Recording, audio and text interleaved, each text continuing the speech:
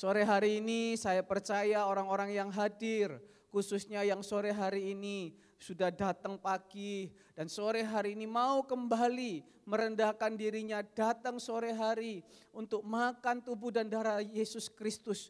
Pulang dari tempat ini terima berkat double. Amin. Ada sukacita, amin. Siap dengar firman Tuhan, percaya firman Tuhan. Haleluya. Mari sama-sama Bapak Ibu yang dikasihi Tuhan. Kita buka sama-sama di dalam Mazmur pasal yang ke-41, ayat yang tadi pagi kita belajar bersama-sama dengan Bapak Gembala. Mazmur 41 kita baca sampai ayat yang pertama sampai dengan ayat yang keempat terlebih dahulu. Jangan bosan-bosan ketika kita membaca firman Tuhan. Kita membuka, kita merenungkan dengan sungguh-sungguh, maka Tuhan akan memberitahukan rahasia-rahasia yang tersembunyi. Dan saya percaya di balik rahasia-rahasia yang tersembunyi itu, Tuhan sedang siapkan sesuatu yang baik buat Bapak Ibu yang dikasihi Tuhan. Kita buka sama-sama di dalam Mazmur pasal yang ke-41 kembali. Kita baca ayat yang pertama sampai yang keempat. Baca pelan-pelan. Saya yang ayat pertama, Bapak Ibu ayat yang kedua. Ya. Mazmur 41 ayat yang pertama sampai yang keempat. Untuk pemimpin biduan, Mazmur Daud. Bapak Ibu.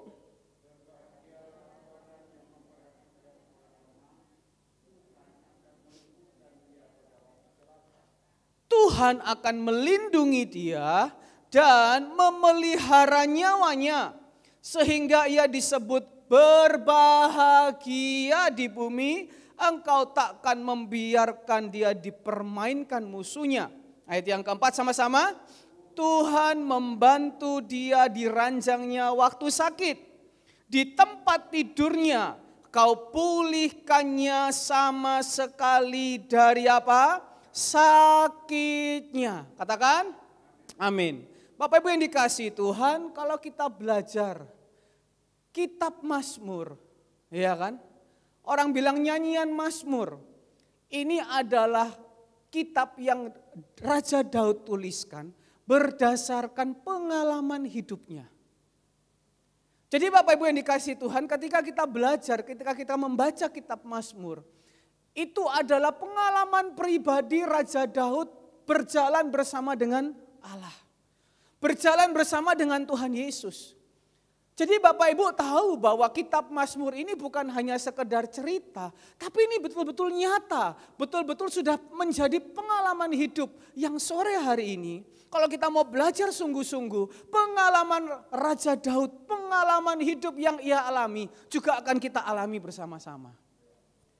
Kalau dikatakan di situ, berbahagialah orang yang memperhatikan orang lemah. Berarti Raja Daud sudah mengalami bahwa dia juga pernah memperhatikan orang lemah. Orang lemah di situ kalau terjemahan bahasa Inggrisnya itu orang yang miskin. Mana Raja Daud pernah mengalaminya? Ketika waktu itu dia ada di Gua Adulam, dia ketemu dengan orang-orang yang dikejar tuh utang piutang. Dia ketemu dengan orang-orang yang mungkin sakit. Dia ketemu dengan orang-orang yang mungkin kepahitan. Dia mungkin ketemu dengan orang-orang yang penuh dengan kekecewaan. Itu orang-orang lemah. Bukan hanya orang sakit. Tetapi orang-orang yang sedang lemah imannya. Orang-orang yang sedang miskin hatinya. Itu Raja Daud sudah mengalami. Dan Raja Daud hidupnya dipakai sama Tuhan untuk memberikan kekuatan. Makanya lihat ketika Raja Daud dikatakan jika aku berada dalam kesesakan. Pernah enggak Raja Daud itu enggak diluputkan sama Tuhan? Selalu dalam kitab Mazmur, apapun masalahnya, apapun kesesakan, apapun persoalannya, baik kecil, baik besar, Raja Daud selalu ditolong oleh Tuhan. Jadi sore hari ini Bapak Ibu yang dikasihi Tuhan, kalau kita mau dipakai untuk memperhatikan orang lemah, memperhatikan jiwa-jiwa yang sedang lemah imannya, yang sedang sakit hatinya, itu termasuk golongan orang lemah. Nanti ketika kita menghadapi persoalan, ketika kita menghadapi mungkin desakan, himpitan, Tuhan dari tempat maha tinggi, Dia akan menurunkan mujizatnya dalam kehidupan kita. Amin. Karena itu katakan satu kanan kirinya, katakan aku mau dipakai Tuhan. Katakan aku mau dipakai Tuhan sore hari ini. Amin. Nah itu yang pertama Bapak Ibu yang dikasihi Tuhan. Raja Daud pernah menolong orang lemah. Tetapi yang paling penting yang kita mau belajar sore hari ini, ayat yang kelima dikatakan di situ apa? Kalau aku, Raja Daud ngomong, kalau aku, kataku, berarti Raja Daud juga pernah mengalami namanya kelemahan. Siapa di sini yang tidak pernah mengalami kelemahan, katakan amin. Berarti semua di sini pernah mengalami kelemahan. Setuju? Wajar Bapak Ibu. Saya pun di tempat ini, jangan dipikir khotbah enak. Saya pun juga mengalami kelemahan-kelemahan. Apa itu kelemahan? Persoalan hidup. Apa itu kelemahan? Tantangan hidup.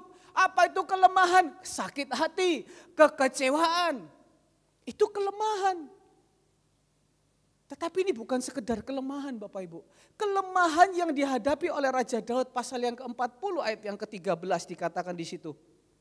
Pasal 40 ayat yang ke-13 dikatakan di situ, sebab malapetaka, ya kan? Sebab malapetaka, sebab masalah, sebab sakit penyakit, apa? Mengepung aku sampai tidak terbilang banyaknya. Aku telah terkejar oleh kesalahanku sehingga aku tidak sanggup melihat. Ini loh yang coba ya, lebih besar jumlahnya dari apa? Rambut di kepalaku sehingga hatiku menyerah. Orang sekarang boleh banyak masalah, tetapi orang sekarang kena masalah sedikit kintir.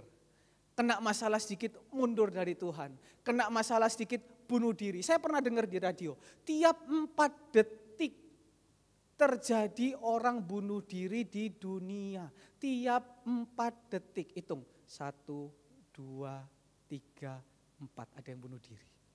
Hitung lagi 1, 2, itu riset. Tapi Raja Daud, dia ngomong masalahku lebih besar dari banyaknya apa Bapak Ibu? Rambut di kepalaku.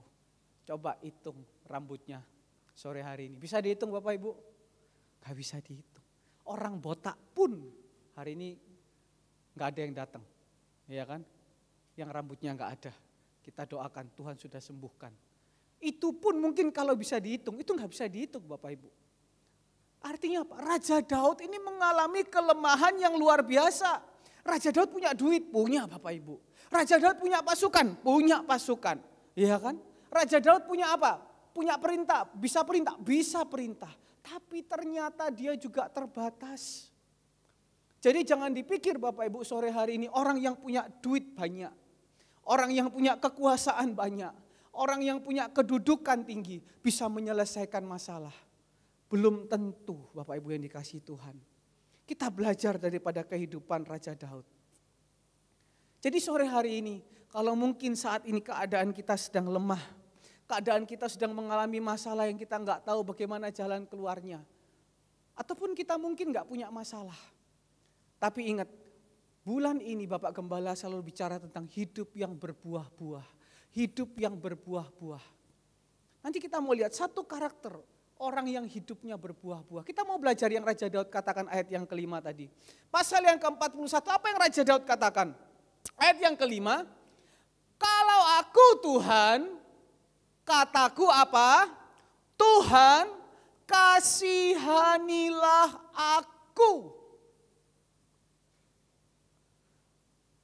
Ayat yang ke-11, dikatakan di situ, tetapi engkau ya Tuhan apa? Kasihanilah aku. Saya belajar. Kembali ke ayat yang kelima tadi, dia mengatakan Tuhan kasihanilah aku. Raja Daud kurang apa Bapak Ibu? Duit dia punya, pasukan 3 orang pasukan hebatnya saja bisa mengalahkan ratusan orang. Apa yang dia kurang? Tetapi lihat, sehebat-hebatnya Raja Daud, sekaya-kayanya Raja Daud, sekaya-kayanya Raja Daud, dia berkata sama Tuhan, Tuhan kasihanilah aku. Artinya apa Bapak Ibu? Di hadapan Tuhan, dia merasa dia orang yang apa? Miskin. Makanya kenapa dia katakan tadi, berbahagialah orang yang memperhatikan orang yang lemah atau miskin. Raja Daud katakan, Tuhan kasihanilah aku. Daud di hadapan Tuhan, dia menjadi orang yang sangat miskin hatinya. Daud di hadapan Tuhan, dia mengaku, Tuhan sehebat-hebatnya aku, sekaya-kayanya aku, sepintar-pintarnya aku. Kemarin Bapak Gembala ngomong sama orang-orang, sepandai-pandai tupai melompat, ada kalanya tupai itu akan jatuh. Raja Daud tahu itu dan dia ngomong sama Tuhan, Tuhan di hadapanmu aku adalah orang yang miskin. Ini yang kita mau belajar sore hari ini. Orang yang berbuah-buah, orang yang mau menikmati berkat Tuhan penuh, orang yang mau menikmati mujizat Tuhan, orang yang ketika dia waktu sakit, Tuhan luputkan dari tempat tidurnya, Tuhan sembuhkan dari tempat tidurnya. Ketika orang ada musuh, dikatakan tadi lagu-lagunya hari ini, apa? Tuhan menetapkan, ya kan? Tangannya, ketika kita mau mengalami tangan Tuhan dalam kehidupan kita. Satu karakter yang hari ini kita mau belajar, berbahagialah orang yang miskin hatinya di hadapan Tuhan. Saya berdoa sore hari ini, saya ingat sebuah lagu ketika dulu sering saya masuk gereja. Tuhan kasihanilah kami, Tuhan kasihanilah kami. Dulu saya sering nyanyi lagu itu Bapak Ibu. Ya kan waktu saya gereja dulu, waktu saya SD, SMP. Nadanya Bapak Ibu, Tuhan kasihanilah kami. Dan saya berharap sore hari ini bukan hanya sekedar di mulut Bapak Ibu yang dikasihi Tuhan kita mengatakan Tuhan kasihanilah kami. Tapi dari dalam hati yang paling dalam, dari dalam hati yang paling sungguh-sungguh kita katakan Tuhan kasihanilah kami. Coba Bapak Ibu cari di ayat Alkitab. Ketika siapapun berkata kepada Tuhan, Tuhan kasihanilah kami, Tuhan kasihanilah kami, Tuhan kasihanilah kami. Tidak ada yang tidak dijawab sama Tuhan. Orang yang berkata seperti itu dari segenap hatinya selalu menerima mujizat daripada Tuhan. Di Yesaya dikatakan seperti itu, di Matius dikatakan seperti itu. Karena dari dalam hatinya dia mengakui aku ini miskin hatinya. Kita buka sama-sama Matius 5 ayat yang ketiga. Matius 5 ayat yang ketiga dikatakan berbahagialah orang yang apa? Miskin di hadapan Allah. Karena mereka mempunyai apa Bapak Ibu? Kerajaan surga. Jadi Bapak Ibu jangan bilang, kalau jadi orang Kristen harus miskin dia. Gak bisa beli ini. Saya juga kepingin Bapak Ibu bisa beli ini, beli itu, beli ini, beli itu. Ya kan? Saya juga kepingin. Kepingin Bapak Ibu beli ini, beli itu. Wah lihat ya ada barang bagus. Iya kan? Ada barang bagus. Wah bagus. Ada. Saya saat ini kepingin sekali beli sepatu Bapak Ibu yang dikasih Tuhan. Setiap kali saya pergi ke mall saya lihat sepatu. Iya kan? Wah sepatu ini modelnya keren. Wah sepatu ini modelnya keren. Harganya bagus. Bisa beli? Bisa. Tapi bukan pelit. Iya kan? Tapi saya pikir sepatu saya bisa dipakai. Tapi Bapak Ibu yang dikasih Tuhan, berapa saat ini tiba-tiba ada orang kirim barang. Iya kan? Biasanya kalau orang kirim barang, ibu-ibu di sini kan seneng. Kebagian kan Bapak Ibu ya. Wah saya dapat baju, wah saya dapat rok, wah saya dapat apa. Tiba-tiba saya di WA, saya ditelepon sama Kesia. Sama Bapak Gembala, nyo turun bawah nyo. Ya sudah, malam-malam saya turun bawah Bapak yang kasih Tuhan. Bapak Gembala bilang, nih ada sepatu lihat, mau gak kamu pakai? Ada sepatu, ya kan? Waduh, saya lihat ini sepatunya kayak orang tua Bapak Ibu dikasih Tuhan. Gak boys, nanti kalau saya lihat anak-anak muda nanti lihat, wah kok Andin tuwek banget sih, makanya gak dapat jodoh sampai hari ini. Penampilannya tua banget gitu. Tapi saya lihat bagus, gak pernah dipakai, Dalam hati mungkin gengsi dong, gitu kan ya. Tapi saya pakai dicuci di Pelosok Timur 152, jadi Bapak Ibu ini endorse ya. Yang sepatunya kotor-kotor, yang sandalnya kotor-kotor, hubungi Vina dan David. Dijamin bersih. Harga promo 20% Jemaat Surya Kebenaran. Bapak Daniel bilang, perusahaannya nenekmu kan gitu kan. Enak aja kasih diskon. Mungkin dari dalam hati kita bisa bilang gini, aduh, tapi saya nggak peduli Bapak Ibu. Oh bagus, ya pakai. Hati tetap sukacita, biar agak kebesaran dikit, pakai keren Bapak Ibu dikasih Tuhan. Bukan karena tidak memiliki apa-apa. Sama di sini Bapak Ibu yang dikasih Tuhan. Berbahagialah orang yang miskin di hadapan Allah. Berarti bukan berarti dia nggak punya apa-apa. Bukan berarti jadi orang Kristen itu artinya hidup miskin. Nasib Bapak Ibu kalau kita hidup miskin, jangan mau hidup miskin. Hidup miskin itu enggak enak. Tapi sore hari ini yang Tuhan mau ajarkan, berbahagialah orang yang miskin di hadapan Tuhan. Amin. Biar hari ini hartamu banyak. Saya percaya Jemaat Surya Kebenaran ini hartanya banyak. Kok enggak ada amin Bapak Ibu? Saya percaya harta tersembunyinya ibu-ibu Jemaat Surya Kebenaran ini banyak. Mas-masnya itu banyak nyantol di mana-mana gitu kan ya. Tapi sebanyak-banyaknya harta kita, Tuhan bilang, biarlah hatimu miskin di hadapan Allah. Karena apa?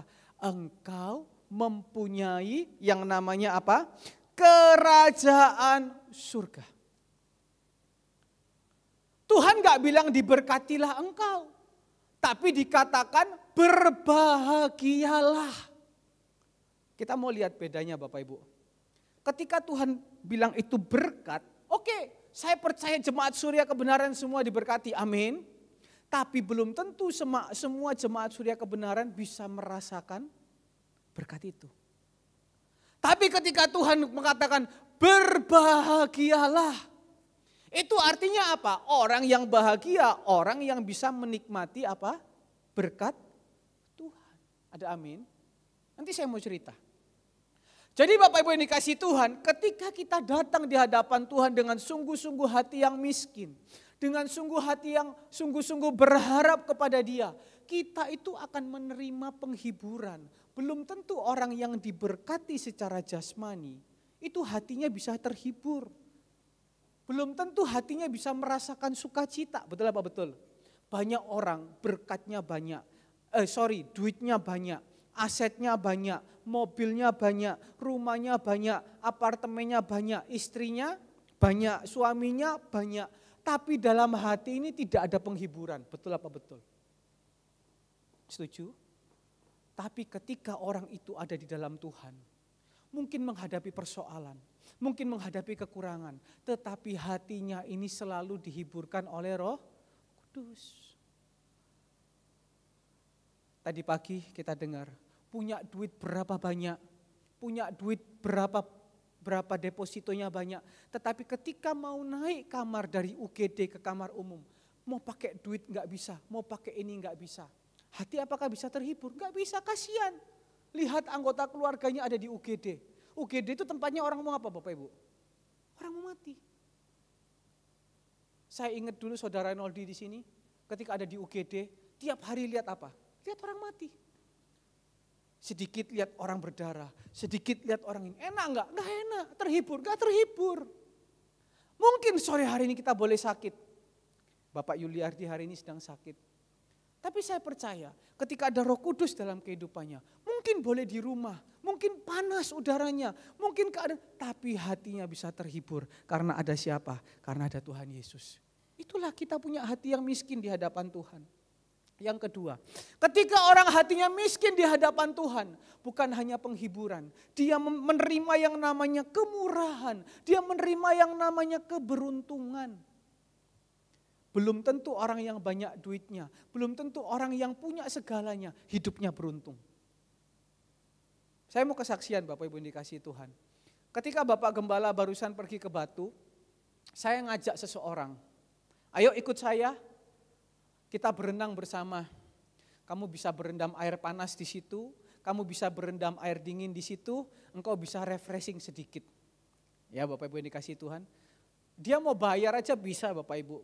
Tetapi waktu dia datang Bapak Ibu, dia datang sedang dalam keadaan yang genting.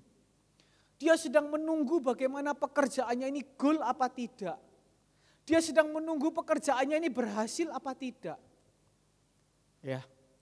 Jadi waktu kita sedang masuk ke air panas, orang semua itu nggak pegang HP. Orang semua itu sedang duduk di situ, menyegarkan badan. Ketika kita masuk ke sebuah ruangan yang udaranya hangat sekali, kita mengeluarkan keringat, nggak boleh bawa HP. Dia bawa HP. Saya bilang awas itu HP nanti meledak. Gimana aku nggak bawa HP? Aku lagi tunggu kabar-kabar genting ini.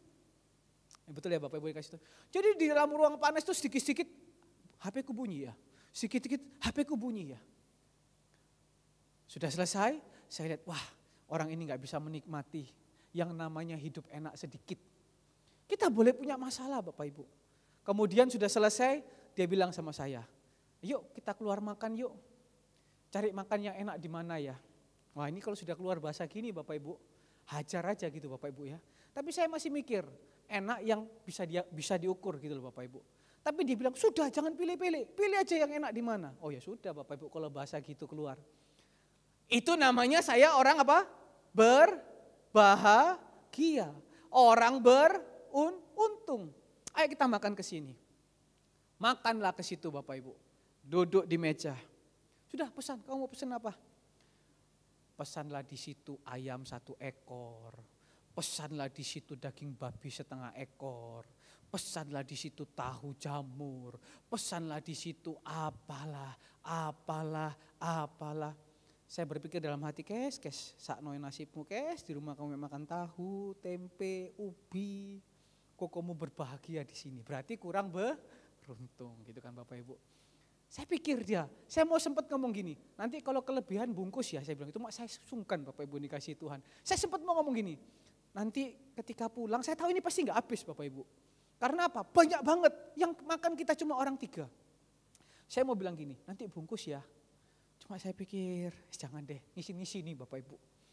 Biarilah, dia kan suka di rumah, suka makan yang tanpa minyak, biar sudah puasa dia di rumah, kan begitu. Dan ketika sudah keluar menunya Bapak Ibu, peperangan terjadi Bapak Ibu. Namanya Andre, waduh. Tapi harus elegan, ambilnya satu-satu Bapak Ibu. Ambil 1, coba. Ambil 1, biar kelihatan enggak apa Bapak Ibu, rakus. Ambilnya 1 gitu kan ya. Saya lihat dia makan Bapak Ibu. Makan sedikit, HP bunyi, telepon. Waktu telepon itu, ngomongnya itu nadanya tinggi. Ngomongnya itu dalam keadaan genting. Sambil makan daging babi. Saya berpikir gini, ini daging babi yang enak seperti ini.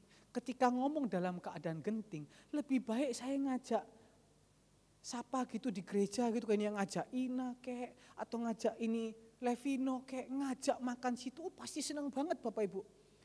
Tapi ketika dia makan daging babi, dia makan daging ayam, sambil dalam keadaan marah, itu rasanya apa Bapak Ibu? Saya rasa pasti apa? Hambar. Setuju? Pernah coba Bapak Ibu nanti kalau habis marah-marah gitu, makan makanan enak, bisa enggak rasain? Saya berpikir ini namanya orang kurang beruntung, bayar bisa. Tapi dalam keadaan seperti ini tidak bisa menikmati. Akhirnya apa Bapak Ibu? Hilanglah selera makan. Maka yang tersisa di situ Bapak Ibu, bayangkan begitu banyaknya. Dalam sekejap Andre bisa naik 2 kilo Bapak Ibu dikasih Tuhan. Karena apa? Beruntung. Jadi Bapak Ibu belum tentu orang yang seperti itu bisa menikmati. Bisa tempat tidurnya mewah, tempat tidurnya bagus. Jadi janganlah kita iri melihat orang-orang seperti itu. Karena Tuhan ngomong sore hari ini, Tuhan gak mau kita jadi miskin. Tetapi berbahagialah orang yang miskin, karena ketika orang itu miskin di hadapan Allah, apa yang ada dalam kehidupannya? Surga. Mau surga dalam hati? Mau surga dalam keluarga? Mau surga dalam pekerjaan? Miliki hati yang miskin di hadapan Tuhan. Ini yang Tuhan Yesus ajarkan pertama kali. Ketika dia waktu itu setelah dibaptis, Dia keluar. Yang Tuhan Yesus ajarkan pertama kali ini. Berbahagialah orang yang miskin hatinya di hadapan Tuhan. Ketika orang miskin itu ada di hadapan Tuhan, miskin di hadapan Allah, biarpun dia hartanya begitu banyak, damai sejahtera ada dalam kehidupannya. Penghiburan ada dalam kehidupannya. Kesadaran itu ada dalam kehidupannya. Penting loh Bapak Ibu kesadaran itu. Raja Daud kenapa disayang Tuhan? Tadi Mazmur 41 ayat yang kelima. Raja Daud ngomong apa di situ? Kalau aku ya Tuhan, kasihanilah aku, sembuhkanlah aku, dikatakan sembuhkanlah jiwaku, sebab apa? Terhadap engkaulah aku berdosa. Raja Daud itu, dia diberkati, tapi dia juga berbahagia. Kenapa? Dia punya kesadaran. Mengapa Raja Daud disayang Tuhan? Karena dia sadar. Siapa orang yang mau dikasihani Tuhan sore hari ini? Belajar sadar. Saya pun juga harus belajar sadar. Semua yang ada di tempat ini belajar sadar. Ayo kita renungkan sore hari ini. Apalagi kita mau makan tubuh dan darah Yesus. Ketika kita mau sadar akan kesalahan kita. Ketika kita mau sadar akan segala dosa-dosa kita.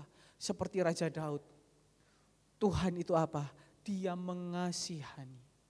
Jadi Bapak Ibu yang dikasihi Tuhan, orang yang miskin hatinya itu artinya apa? Ketika orang itu miskin, dia tidak takut kehilangan sesuatu.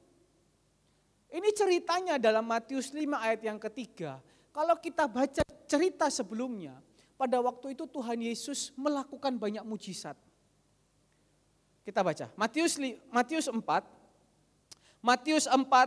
ayat yang ke 24 dan 25. Matius 4 ayat 24 ayat yang ke-25, maka tersiarlah berita tentang dia di seluruh Syria dan dibawalah kepadanya semua orang yang buruk keadaannya, yang menderita berbagai penyakit, sengsara, kerasukan, sakit ayan, lumpuh, Yesus menyembuhkan mereka. Ayat ke-25, maka orang banyak berbondong-bondong mengikuti dia. Kemudian mereka datang dari Galilea, Dekapolis, Yerusalem, Yudea, dari Yordan. Karena mereka melihat banyak mujizat. Orang kan senangnya begitu. Yesus tahu tipe orang Kristen mujizat, tipe anak-anak Tuhan yang masih bayi, tipe anak-anak Tuhan yang masih kerdil itu sukanya mujizat. Iya kan? Yesus tunjukkan mujizat, banyak orang datang. Dan saya percaya ketika mereka datang dari berbagai tempat, mereka ini enggak semuanya orang miskin secara jasmani. Mereka juga pasti banyak orang kaya. Mereka juga pasti banyak orang sibuk. Ingat Ayub? Ayub punya perusahaan kan banyak toh. Ada restoran, ada Gojek, ada Grab, ada apa lagi? Ada pemotongan daging. Iya kan? Mereka ini pasti juga orang-orang, ada orang kaya, mungkin ada orang yang miskin, ada orang yang sakit, punya uang tapi nggak bisa sembuh. Semuanya cari Yesus. Artinya apa? Mereka udah nggak peduli lagi dengan harta mereka. Mereka nggak udah peduli lagi, yang mereka cari pokoknya Yesus. Orang yang miskin hatinya itu orang yang tidak takut kehilangan apapun. Berapa banyak orang ketika mau datang ke gereja, tapi di satu sisi mungkin ada pekerjaan. Di satu sisi mungkin ada kesibukan. Di satu sisi mungkin ada sedang menunggu bisnis, menunggu apa. Takut kehilangan. Gak pergi gereja. Gak datang cari Tuhan. Betul apa betul? Berapa banyak orang gak datang ibadah, takut pergi ibadah. Karena apa? Takut kehilangan pacar. Takut kehilangan pasangan. Takut kehilangan job. Betul apa betul? Apalagi ini hari Sabtu Minggu. Itu banyak-banyaknya orang pesta kawin. Zaman dulu lagi heboh, pagar ayu. Pelayanan ditinggal, Tuhan ditinggal. Adik saya jobnya ya harusnya Sabtu Minggu Bapak Ibu. Harusnya dia kepikiran, aku harus bayar uang sekolah, hampir 30 juta. Tapi saya percaya dan berdoa. Bukan karena ditekan, karena sebagai anak pendeta atau anak gembala. Tetapi kesadaran dari dalam hatinya, miskin hatinya di hadapan Tuhan. Sehingga dia gak peduli apa yang terjadi, dia datang cari Tuhan sungguh-sungguh. Ayub belajar hal itu. Ayub pasal yang ketiga ayat yang ke-25 dan 26. Dikatakan di situ, Ayub pasal ketiga ayat 25-26. Karena yang kutakutkan, itulah yang apa? Menimpa aku. Dan yang kucemaskan, itulah yang mendatangi aku. Ayat 26. Aku tidak dapat ketenangan. Aku tidak dapat ketentraman. Enggak bisa tidur. Yang ada apa? Gelisah. Sore hari ini, orang yang miskin hatinya, dia enggak takut kehilangan apapun yang ada di belakangnya. Demi Tuhan Yesus. Amin Bapak Ibu. Enggak gampang. Kalau Kristen bayi, dia enggak mau terima pengajaran ini. Pergi gereja takut corona bos. Pergi gereja ini takut. Apalagi lihat seringkali kok Anda enggak pakai masker. Nah, makanya saya seringkali tegur sama anak-anak kaum muda itu. Bahaya bos sekarang bos. Tapi saya percaya Jemaat Surya Kebenaran punya logika yang hebat. Tetapi untuk Tuhan logika itu dikalahkan oleh Tuhan. Amin. Jangan takut kehilangan apapun. Saya percaya Bapak Ibu selama 1 tahun lebih. Mungkin di dalam Jemaat Surya Kebenaran. Ataupun saya yang banyak keliling ini. Mungkin secara tidak langsung pernah kita bersinggungan langsung dengan virus corona. Betul apa betul? Coba kita bayangkan baik-baik. Kita renungkan baik-baik sore hari ini. Selama 1,5 tahun. Saya percaya Jemaat Surya Kebenaran pasti pernah bersinggungan dengan yang namanya virus corona. Mohon maaf, sudah almarhum. Saya cerita, sebelum Ibu Syariat masuk rumah sakit karena corona, saya ingat banget, saya masih angkat kakinya untuk naik ke mobil. Betul ya? Mungkin Om Syariat masih ingat. Michael waktu itu ada bersama dengan saya di belakang saya waktu itu. Michael yang pegang tongkatnya. Saya angkat kakinya Bapak Ibu, saya naikkan ke mobil. 1 minggu kemudian, Ibu Syariat terkena corona. Saya belum vaksin, Michael belum vaksin. Tapi sampai sore hari ini, bukan artinya kita menantang corona, tidak. Sampai sore hari ini, orang yang miskin hatinya, orang yang selalu mencari-cari Tuhan, dia diluputkan daripada segala malapetaka. Dia diluputkan, ada pun masalah, tapi Tuhan luputkan. Amin Bapak Ibu. Saya percaya, ada beberapa jemaat yang beberapa saat ini, batuk-batuk 2 minggu, batuk-batuk 3 minggu. Itu yang satu rumah kan juga bersinggungan Bapak Ibu, piringnya dipakai sama-sama, gelasnya dipakai sama-sama. Bukan saya menantang corona, tapi sampai hari ini Tuhan Yesus kita lebih besar. Saya ngajukan vaksin untuk jemaat itu Bapak Ibu 2-3 kali. Sampai hari ini gak ada kabarnya. Sampai mungkin jemaat bilang, Andre ini ngurus apa orang? Kok gak mari-mari? Akhirnya vaksin dewe-dewe Bapak Ibu. Minggu lalu Bu Evi vaksin. Ya kan? Minggu lalu Pak Daniel vaksin. Mungkin jemaat bilang, Andre ini mungkin memang gak serius. Kok gak diurus-urus sih? Sampai ada jemaat yang disuntik, yang kejang-kejang lah, yang sakit kepala. Tapi buktinya sampai hari ini, sampai kita divaksin pun, Tuhan meluputkan kita dari masalah. Bersyukur, amin Bapak Ibu. Itu semua karena tangan perlindungan Tuhan. Jadi sore hari ini, jangan takut kehilangan apapun ketika kita mau datang cari Tuhan. Dengan hati yang miskin di hadapan Allah. Karena Tuhan gantikan sorga dalam kehidupan kita. Kalau Tuhan gantikan sorga artinya apa? Semuanya Tuhan kasih. Jadi jangan pikirannya hanya berkat-berkat. Ini bahagia Bapak Ibu. Kemudian orang yang miskin hatinya, dia tidak takut untuk ditegur. Matius 15 ayat yang ke-22. Dikatakan di situ. Maka datanglah seorang perempuan Kanaan dari daerah itu dan berseru, ini loh, kasihanilah aku ya Tuhan, karena anakku perempuan kerasukan. Lanjut. Tetapi Yesus sama sekali enggak jawab. Loh ini loh. Bayangkan seorang ibu, saya percaya Entah dia kaya, entah dia miskin, tapi dia udah tahu. Yesus ini datang untuk orang Yahudi, nanti kita baca. Aku bukan orang Yahudi, aku orang Kanaan. Ketika aku datang ke situ, pasti aku ditolak. Tetapi dia miskin di hadapan Tuhan. Dia betul-betul harapkan Tuhan. Dia datang. Apakah Tuhan langsung seenaknya jawab? Tidak, Tuhan diem. Dia harus siap menghadapi itu. Dan bukan hanya diem, kemudian murid-murid datang. Sudah Tuhannya diem, murid-muridnya ngapain Bapak Ibu? Ngusir. Ya kan? Selanjutnya, ayat yang ke-24. Apalagi yang Tuhan Yesus katakan, aku diutus hanya kepada domba yang hilang dari umat Israel. Ini yang ayat ke-25.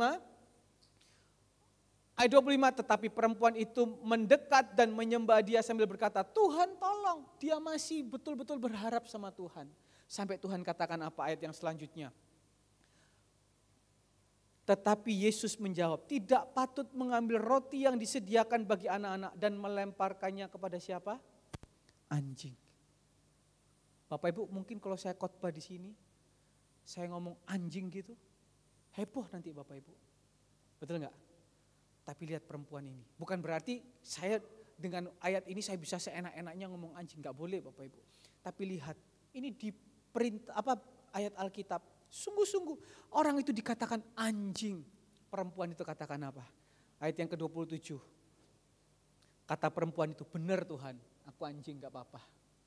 Tetapi apa? Anjing makan remah-remah jatuh dari meja tuannya. Maka dikatakan besarlah imanmu, sembuhlah engkau anakmu yang di rumah. Karena apa? Hati yang miskin, ditegur pun dia rela. Kalau kita bilang perempuan ini gak ada salahnya. Malah kita harus apresiasi dia berharap sama Tuhan. Tapi lihat ketika datang sama Tuhan, reaksi Tuhan apa? Tuhan diem. Murid-muridnya ngusir. Tuhan bilang apa? Makanan ini cocok buat anjing bukan buat kamu. Orang yang miskin hatinya betul-betul harus merendahkan dirinya. Meskipun seringkali ditegur. Tetapi dia mau membuka hatinya seperti Raja Daud. Makanya saya lihat ketika selalu ada kata kasihanilah kami Tuhan. Kasihanilah kami Tuhan. Di situ pertolongan Tuhan jadi. Sore hari ini saya berdoa. Jemaat Surya Kebenaran mempunyai hati yang betul-betul miskin di hadapan Tuhan. Hati yang betul-betul sungguh-sungguh berharap sama Tuhan. Saya percaya ketika Bapak Ibu bukan hanya dari mulut tok nyanyi Tuhan kasihanilah kami. Tapi dari dalam hati yang paling dalam maka pertolongan Tuhan jadi atas kehidupan kita, seberat-berat apapun, sepelik apapun persoalan kita. Amin Bapak Ibu dikasihi Tuhan. Katakan Tuhan aku mau punya hati yang miskin. Katakan Tuhan aku mau punya hati yang miskin. Haleluya. Nah kita mau belajar, orang yang miskin hatinya itu seperti apa? Mazmur 131, orang yang miskin hatinya itu kayak gimana sih? Dari tadi bilang miskin. Seperti apa miskin? Ayat yang pertama, Mazmur 131. Nyanyian Siara Daud. Tuhan, aku enggak tinggi hati loh Tuhan. Ya kan? Ini dia ngomong sama Tuhan. Tuhan aku enggak sombong Tuhan. Dan tidak memandang dengan sombong. Aku tidak mengejar hal-hal yang terlalu besar atau hal-hal yang terlalu ajaib. Jadi Raja Daud ini ngomong, Tuhan, cara pandangku, keinginanku ini enggak muluk-muluk Tuhan. Aku enggak kepingin ini, itu. Ya kan? Meskipun kadang seringkali kita manusia kepingin ini, itu. Ini memang enggak gampang. Saya pun juga dari dalam hati kadang, Tuhan aku kepingin ini Tuhan. Tuhan aku kepingin ini. Tuhan wah asik ya kalau punya ini ya. Tapi Raja Daud bilang, Tuhan aku enggak kepingin yang gitu-gitu. Tapi kita percaya Bapak Ibu, orang kadang ketika tidak ingin. Tapi ketika Tuhan tahu itu menjadi bagianmu, apa yang enggak pernah dilihat mata. Apa yang enggak pernah didengar telinga, itu diberikan orang. Untuk siapa? Orang-orang yang mengasihi dia. Tuhan tuh baik. Ketika dia ngomong di satu ayat, Tuhan ngomong di ayat yang lain. Memang kan kadang seringkali kita anak-anak muda kepingin hal-hal yang istimewa, hal-hal yang tinggi, enggak salah. Tapi sore hari ini kita mau belajar. Raja Daud ngomong, aku enggak terlalu yang seperti itu. Tapi yang aku lakukan hanya ayat yang kedua. Sesungguhnya aku telah menenangkan dan mendiamkan jiwaku. Seperti anak yang disapih berbaring dekat ibunya. Ya seperti anak yang disapih jiwaku dalam diriku. Ayat yang ketiga, berharaplah kepada Tuhan hai Israel, dari kapan? Sekarang sampai selama-lamanya. Orang yang miskin hatinya di hadapan Tuhan, siapa dia? Orang yang senantiasa hidupnya mengandalkan dan berharap pada Tuhan. Amin Bapak Ibu. Zaman sekarang kita nggak bisa andalkan siapa-siapa. Zaman sekarang kita nggak bisa harapkan siapa-siapa. Kita hanya bisa harapkan Tuhan. Raja Daud pakai perumpamaan seperti bayi ketika disapih, ya kan? Maksudnya bayi itu ketika disapih, ya kan? Saya nggak tahu, ini mungkin mama-mama yang mengerti. Disapih itu mungkin disusuin ya Bapak Ibu ya, dikasih ASI gitu ya. Nah, bayi itu Bapak Ibu, namanya seorang bayi, dia nggak peduli. Ya, disapi itu diasi gitu kan ya. Pokoknya bayi itu nggak peduli. Ketika dia lapar, dia pasti akan apa? Nangis. Minta apa? ASI. Dikasih nggak dikasih, dia akan nangis sampai apa? Dikasih. Itu Kristen bayi itu seperti itu Bapak Ibu. Pokoknya kemauannya harus dituruti. Kalau nggak dituruti, dia akan apa? Nangis. Sampai apa? Dituruti. Kalau sampai ada yang sore hari ini, jemaat ketika minta sama Tuhan, belum dijawab, terus nangis. Kalau nangisnya berharap enggak apa-apa. Tapi kalau nangisnya sampai mundur sama Tuhan, nangisnya sampai kecewa sama Tuhan, nangisnya sampai kepahitan sama Tuhan, itu namanya Kristen apa? Bayi. Itu namanya bukan miskin hatinya. Tapi Raja Daud ngomong, seperti seorang disapih. Orang yang disapih itu artinya apa? Ya hanya bisa nunggu. Pokoknya mamanya itu tahu. Mamanya itu paling ngerti kapan anaknya itu dikasih susu. Kapan anaknya itu dikasih makan. Jadi dia hanya nunggu. Siapa yang bisa seperti ini? Orang-orang yang dewasa. Sekaligus anak itu dilatih. Iya kan? Sekaligus anak itu dilatih tahu kapan minumnya. Bapak Ibu, seperti seorang ibu, sama seperti Tuhan. Malam hari ini Tuhan tahu kebutuhanmu itu apa. Amin. Tuhan tahu kapan kebutuhanmu itu harus dipenuhi. Amin. Makanya sekarang sore hari ini belajar sama Raja Daud. Belajar untuk apa ayat yang kedua tadi? Belajar menenangkan hatinya. Belajar apa? Mendiamkan hatinya. Belajar tenang Bapak Ibu. Belajar tenang. Tuhan tahu kapan kebutuhanmu. Tuhan tahu kapan waktunya. Tuhan tahu apa kebutuhan kita. Jadi sore hari ini ayo, orang yang miskin di hadapan Tuhan, dia itu selalu mengandalkan Tuhan. Karena dia tahu kapan waktunya Tuhan akan campur tangan dalam kehidupannya. Karena itu sore hari ini kita belajar. Orang yang miskin hatinya itu dia akan tenang. Dia akan, jiwanya itu akan tenang.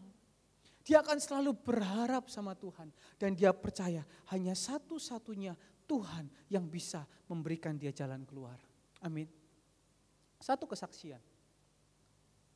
Ada saudara saya, ya, Bapak Gembala mungkin sudah bercerita. Jadi saya ulangi lagi. Dengan adanya pemilihan yang baru ini Bapak Ibu yang dikasih Tuhan, ada beberapa orang yang sudah mengusung dia. Mengusung dan akhirnya jadi. Dan akhirnya jadi. Ketika sudah jadi, sudah dilantik, muncullah pekerjaan-pekerjaan itu.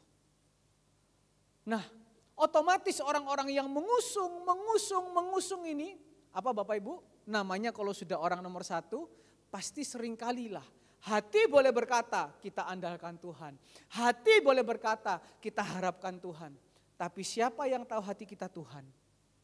Saya tidak menghakimi. Tetapi mungkin salah satu atau salah semua itu mengandalkan, oh aku punya yang nomor satu. Dan yang nomor satu pun juga berkata, aku akan support kalian. Aku akan dukung kalian. Aku tahu berapa pengorbanan kalian untuk mendukung aku. Dan setelah itu diproseslah. Setelah itu diproses. Nah, di satu sisi Bapak Ibu, ada seseorang yang mendukung, tetapi dia minim sekali dukungnya. Bahkan mungkin tidak mendukung apa-apa. Bahkan dengan orang-orang yang mendukung, seakan-akan dia disingkirkan. Seakan-akan dia nggak dikasih apa-apa. Seakan-akan disepelekan. Kamu nggak mampu untuk pekerjaan begini. Kamu kalau pekerjaan ini bikin susah aja. Tapi orang yang satu ini selalu berharap sama Tuhan. Tidak pernah yang namanya mengandalkan manusia. Selalu hanya ngomongnya kita berharap sama Tuhan. Padahal dia mengalami kesulitan. Sesulit-sulitnya dia berkata, aku bukan fokus kepada kesulitanku, tapi aku fokus kepada Tuhanku. Apa yang terjadi Bapak Ibu? Setelah pengumuman, apa yang terjadi? Orang-orang yang seakan-akan bakalan pasti dapat ini, tidak ada satupun yang dapat. Justru orang lain yang tidak ikut ambil bagian. Justru orang lain yang tidak ikut ambil andil apa-apa, dapat semua diborong. Bingung gak Bapak Ibu yang dikasih Tuhan? Sampai orang nomor 1 tuh bilang begini, aku dukung kamu, aku juga bingung kenapa kok bisa seperti ini. Loh, bayangkan Bapak Ibu, sampai bahasanya seperti itu. Aku dukung kamu, tapi kenapa kok bisa seperti ini? Kalau sudah gini aku gak punya power apa-apa lagi. Bayangkan Bapak Ibu. Jangan kita handalkan manusia. Jangan kita harapkan manusia. Manusia mengecewakan. Lah ini enggak belot loh Bapak Ibu, dia cuma bilang, saya tetap dukung kamu. Tapi saya juga enggak tahu kenapa keadaan bisa begini. Justru orang yang satu itu Bapak Ibu, yang tidak berharap kepada siapa-siapa, yang dikucilkan, yang orang bilang kemampuannya minim sekali. Tadi malam ketika diajak bicara sama Bapak Gembala, dia baru ngomong, saya dapat 4 bagian. Dia hanya bilang, itu semua karena mujizat Tuhan. Itu semua karena pertolongan Tuhan. Saya bukan fokus sama masalah saya. Saya bukan fokus pada orang nomor 1-nya. Tapi saya fokus hanya kepada kekuatan Tuhan. Dan pengharapan saya hanya kepada Tuhan. Makanya saya bisa dapat 4 bagian. Yang lain, 0. Sampai ada yang bilang gini, sudahlah, baru di awal ini Bapak Ibu, belum 5 tahun. Kan biasanya kan 5 tahun. Ini baru di awal, sudahlah saya sudah capek. Bahkan nanti, saya yang tidak ikut apa-apa Bapak Ibu, nanti minggu depan, mungkin selama seminggu, saya dibawa keliling berjalan bersama orang nomor 1 itu. Sampai ada orang yang bilang gini, sudah Andre, tenang, kamu ikut saja sama saya. Ya, kita di mobil hanya bertiga, saya, kamu dan dia. Pasti dia ingat kebaikan kamu, pastilah minim ada yang bunyi-bunyi gitu, pasti kamu dapat lah, dia bilang gitu. Tapi dalam hati saya bilang gini, sudahlah, saya tidak harap kepada manusia. Sudahlah, kita jangan harap sama manusia. Kita hanya buat yang terbaik untuk kemuliaan nama Tuhan. Jangan andalkan manusia. Biar saya diajak keliling-keliling, kita mau jamu seperti apapun. Kalau Tuhan kita nomor 2-kan, Tuhan kita sepelekan, 0 kita dapat Bapak Ibu yang dikasihi Tuhan. Amin.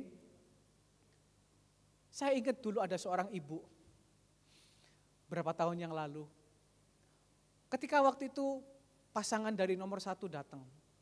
Ibu ini menjamu dia, bayangkan Bapak Ibu, diajak keliling pasar Ratum Bapak Ibu, dibelikan kacamata.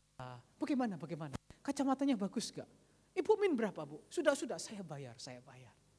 Diajak makan kuliner di sini, diajak makan keliling ke sini, diajak makan ke sono, ke sana, semuanya yang terbaik Bapak Ibu yang dikasihi Tuhan. Harapannya bukan sama Tuhan, harapannya sama ibu ini. Apa yang terjadi? Selama 10 tahun, 2 periode, 0. Karena apa? Andalkan manusia. Ini saya belajar beberapa saat ini. Jadi Bapak Ibu dikasihi Tuhan, anak-anak muda di tempat ini, mungkin sekarang keadaanmu miskin.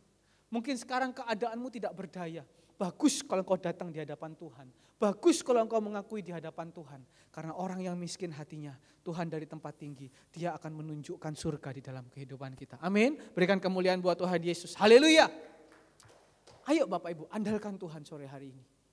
Caranya Tuhan macam-macam. Yang kedua, Mazmur 41 ayat yang kedua.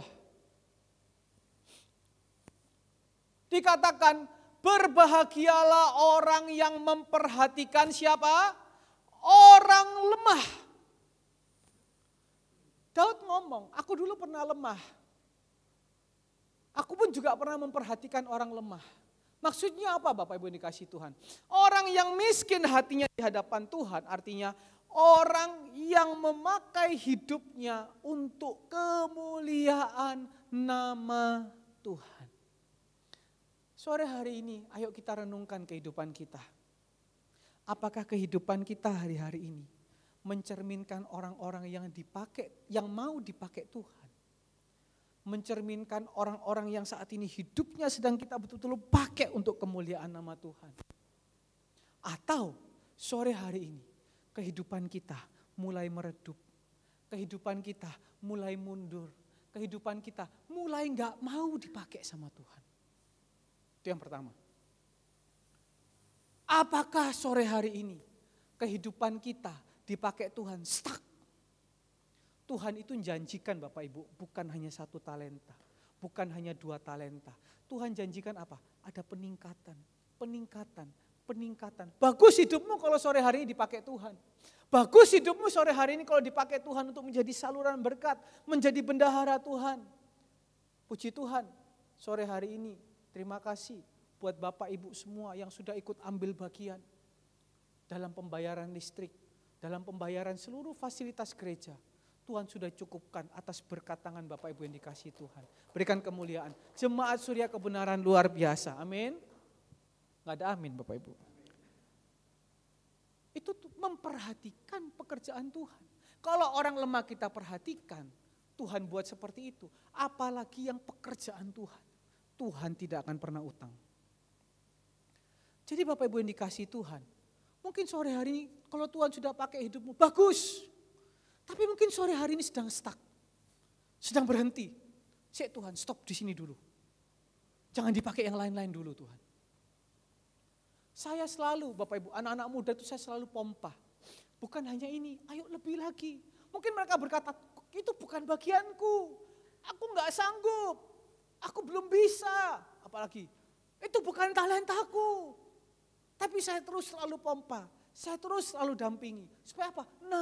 Naik. Di sini semua yang ikut, yang dapat gaji kepingin naik terus apa tetap? Saya tanya, yang mau naik katakan amin. Yang mau tetap katakan amin. Loh, gak ada yang mau tetap toh? Apalagi yang mau turun katakan amin. Oh ini pendeta nyumpai orang gitu. Semua pasti kepingin naik. Betul apa betul? Semua komisi kepingin naik. Ayo kenapa buat Tuhan kita gak kepingin naik? Tingkatkan, mungkin kita sore hari bagus, sudah datang gak terlambat. Bagus, sudah melayani dengan rapi. Ayo tingkatkan lagi. Saya percaya ketika kita meningkatkan standar kita, ketika kita meningkatkan pemakaian Tuhan dalam kehidupan kita, Tuhan pun juga akan meningkatkan yang lain-lain dalam kehidupan kita. Amin. Mana buktinya? Tunggu. Mazmur 41, Mazmur ayat yang ke-41, bagian terakhir itu ayat yang ke 13. 13 katakan di situ, tetapi engkau menopang aku karena apa? Ketulusanku. Engkau membuat aku tegak di hadapanmu untuk selama-lamanya. Mungkin kita bertanya, mana buktinya? Jodohku belum dapat. Ya kan? Mana buktinya? Gajiku nggak naik-naik. Ingat fokusnya jangan di situ. Miskin hatimu di hadapan Tuhan. Raja Daud katakan, engkau akan tetap tegak selama-lamanya. Artinya apa? Apapun persoalan, berapapun usiamu, berapapun tahunnya engkau hidup, engkau akan tetap tegak jalanmu. Engkau akan tetap bisa melihat ke depan. Engkau akan tetap melihat kebaikan Tuhan, pertolongan Tuhan dalam kehidupanmu. Amin. Sore hari ini mungkin firman Tuhan kurang familiar. Sore hari mungkin firman Tuhan kurang enak. Tapi kalau kita lakukan, ini yang Tuhan ajarkan pertama kali. Ayo hidup kita mau dipakai sama Tuhan. Kalau layani sungguh-sungguh, jangan setengah-setengah. Tuhan tuh mau negakkan orang. Raja Daud bilang, engkau hidupmu akan tegak. Karena itu sore hari ini jemaat, ayo bukan hanya tegakkan badan kita. Pandang ke depan. Kalau engkau layani dengan tegak. Pandang Tuhan. maka Tuhan akan terus pakai kehidupan kita. Amin Bapak Ibu.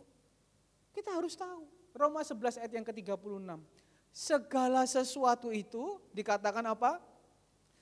Dari Dia, oleh Dia, kepada Dia. Sampai kapan? Selama-lamanya. Kenapa kita layani Dia?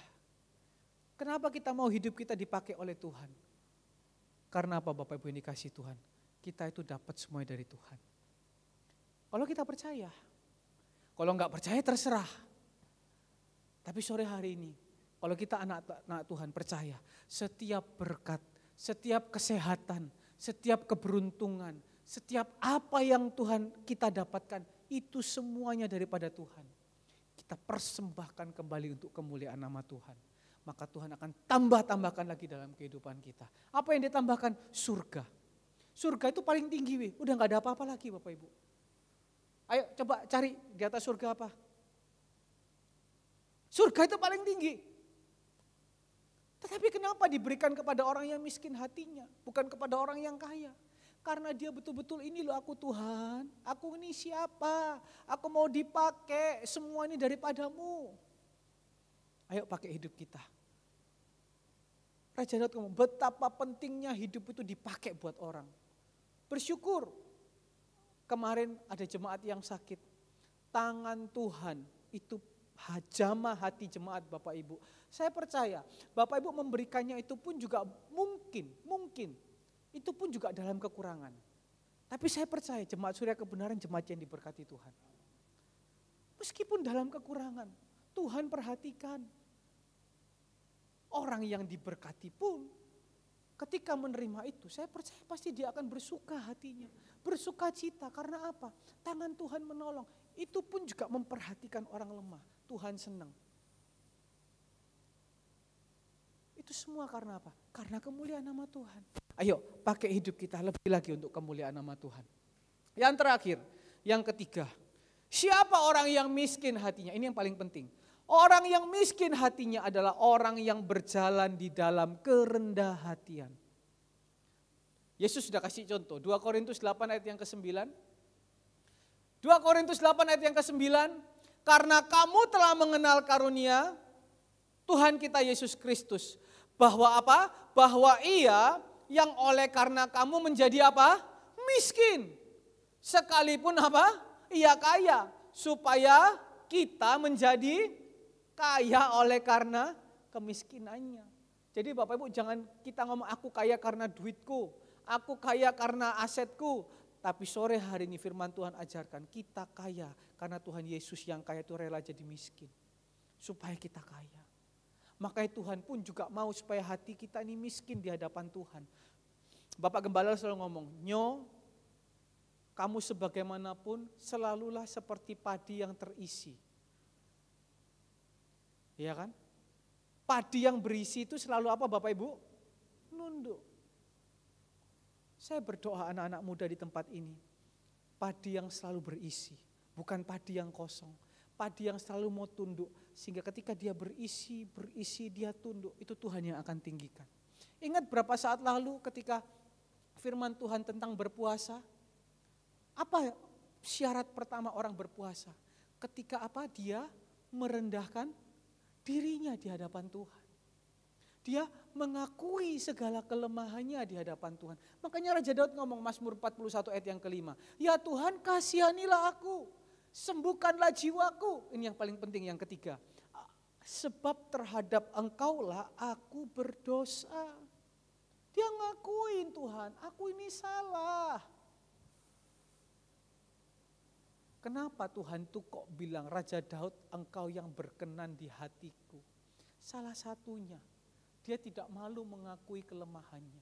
Dia tidak malu mengakui dosanya. Amin. Pengajaran seperti ini jarang Bapak Ibu. Ibu kalau mau pengajaran yang enak-enak bisa. Tetapi bertumbuh apa enggak kita enggak tahu. Memang kita masuk di gereja ini. Itu kelihatannya agak antik. Kita masuk di gereja ini kelihatannya agak berat. Karena apa? Seringkali ditegur, kalau di tempat lain ada yang bertumbuh. Tetapi kebanyakan Bapak Ibu, saya kan juga belajar. Tidak pernah ditegur. Tidak pernah ditegur dosanya. Atau mungkin ketika ditegur, ya sudah begitu aja. Apa yang terjadi? Ya seperti hidup gereja itu hanya rutinitas. Tapi bersyukur kalau di tempat ini seringkali kita ditegur. Kita mengalami yang namanya salib. Kita mengalami yang namanya teguran. Itu bagus loh Bapak Ibu. Ketika kita mengalami teguran, hati kita mau direndahkan.